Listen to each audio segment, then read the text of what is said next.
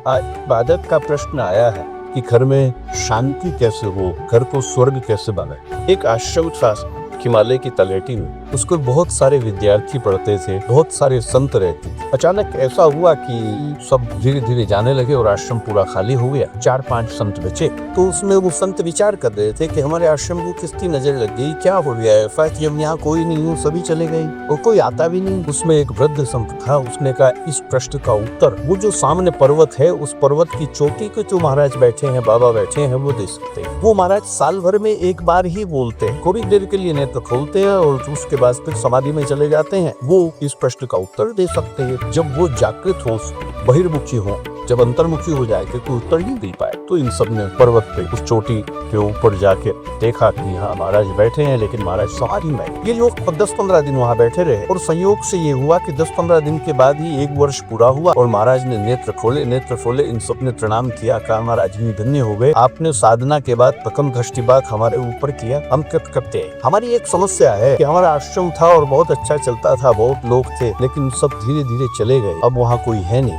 महाराज जी धीरे से कहा कि तुम्हारे में कोई एक भगवान है, और इतना सूत्र देकर उनके नेत्र बंद हो गए और वो फिर से समाधि भी चले। अब ये खोजने लगे आपस में कि हमारे में कौन भगवान है। खोजते खोजते इस निष्कर्ष पे आए कि शायद ये भगवान हो।